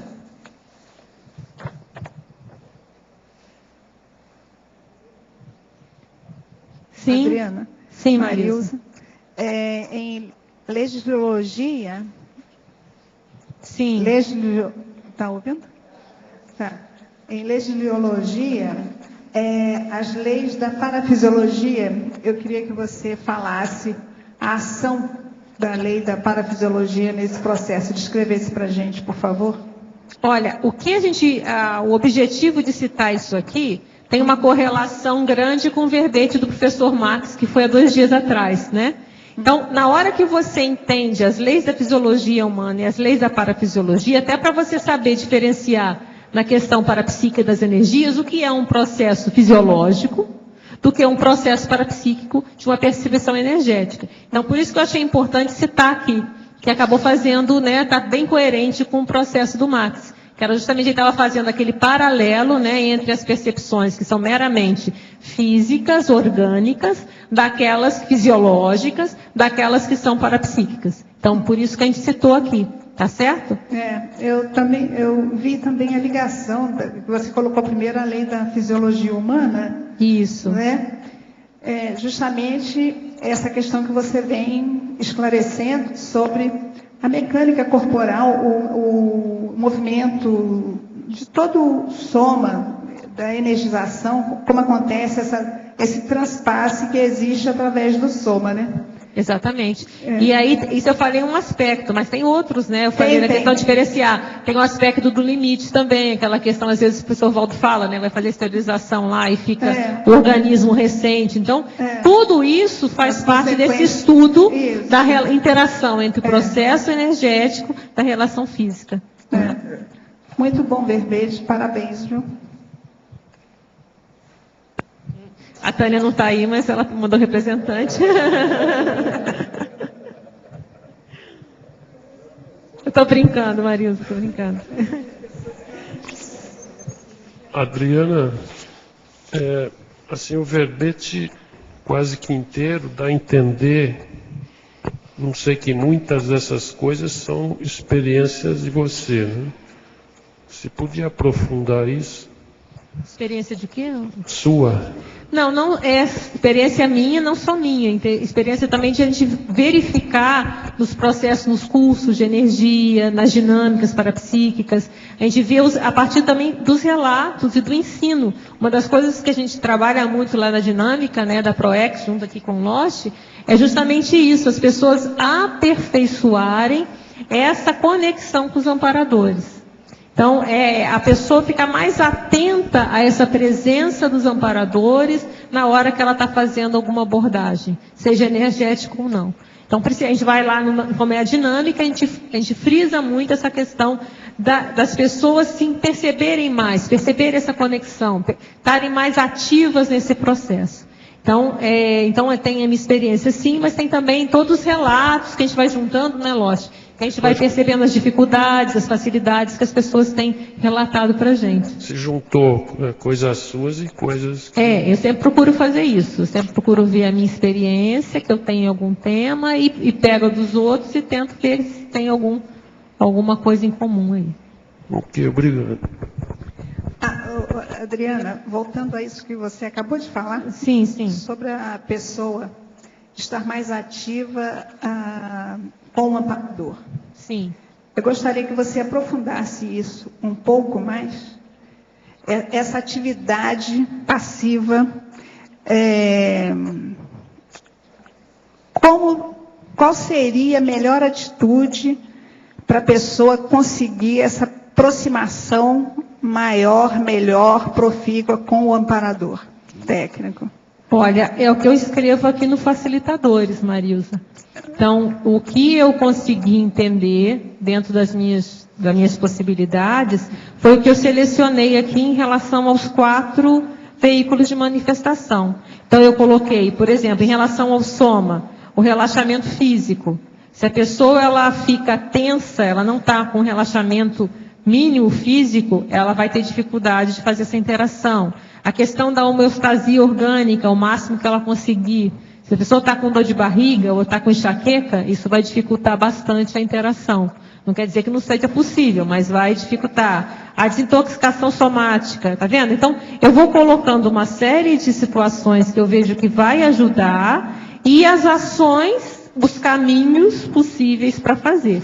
Lembrando que são exemplos, a gente coloca lá em cima por exemplo, algumas ações, existem outras. Essas foi o que a gente conseguiu identificar e colocar aqui no trabalho, entendeu? Então foi isso que a gente tentou ir mostrando o que na experiência a gente tem verificado que tem ajudado e até às vezes pelo contrário. O que atrapalha, a gente vê pelo contrário o que ajudaria. Eu estou pesquisando essa questão da pessoa perder o link com o amparo, readquirir.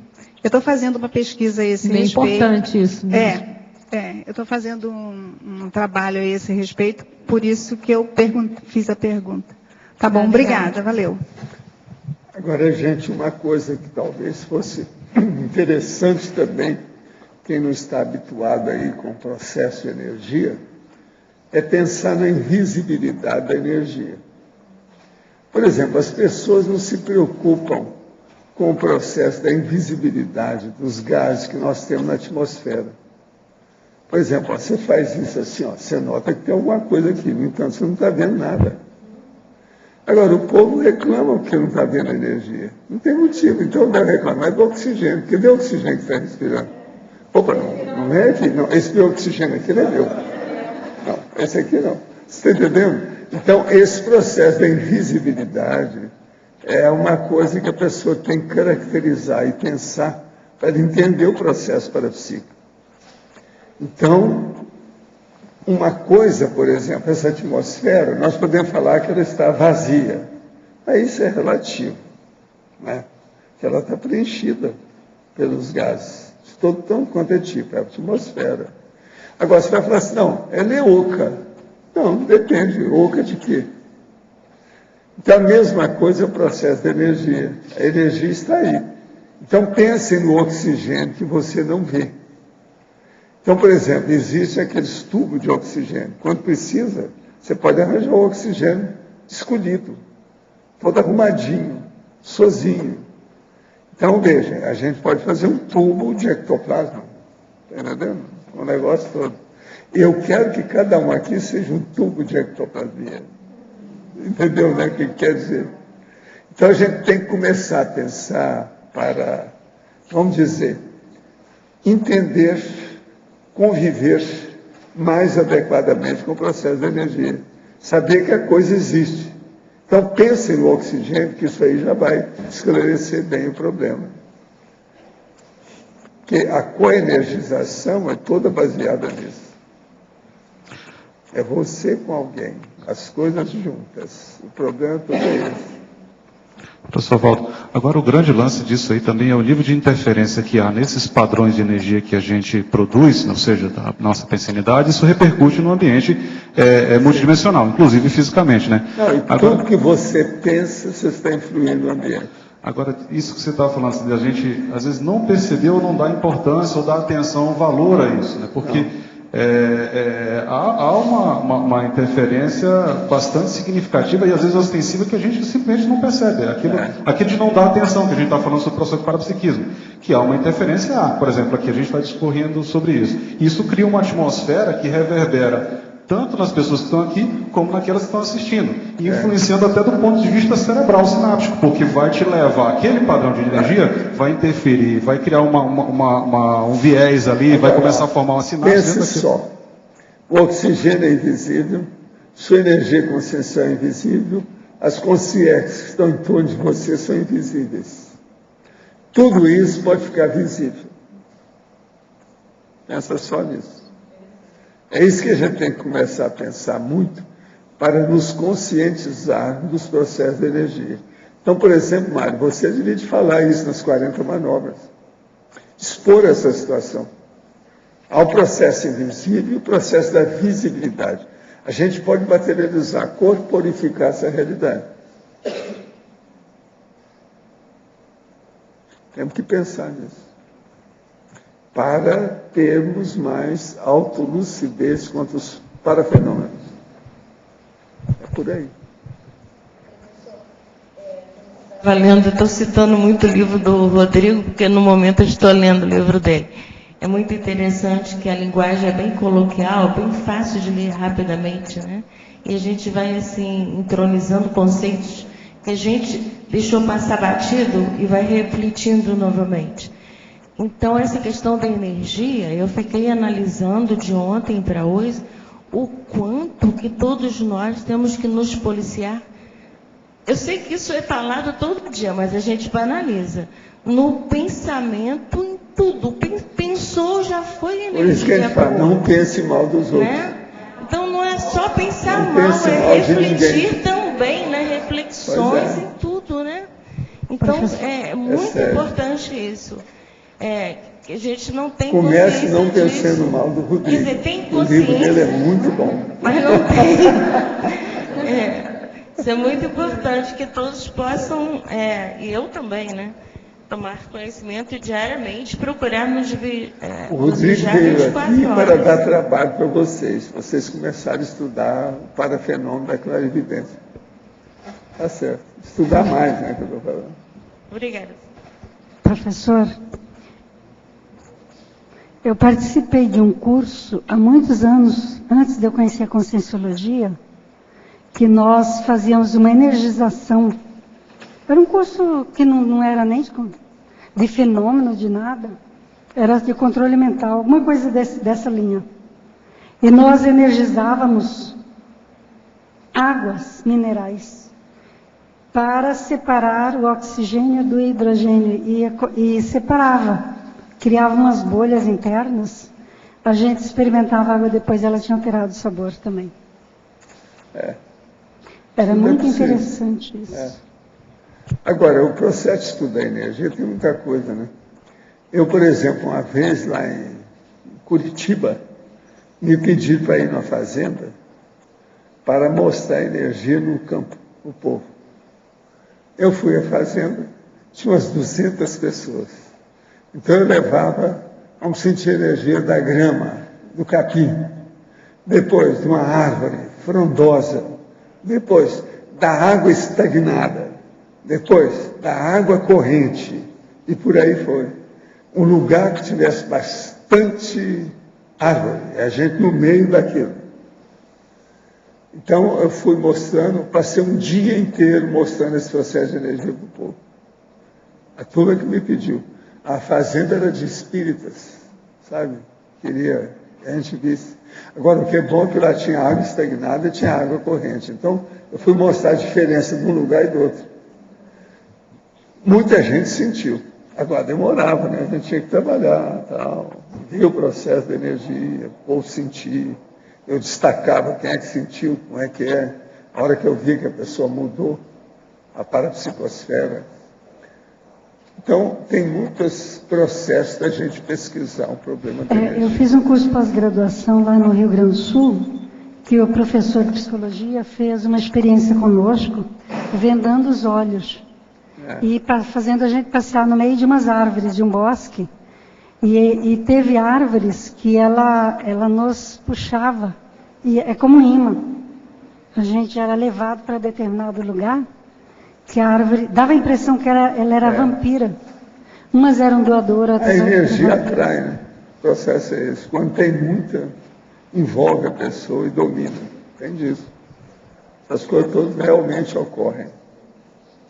Agora, é impressionante você sentir na água, na árvore, na terra, na grama.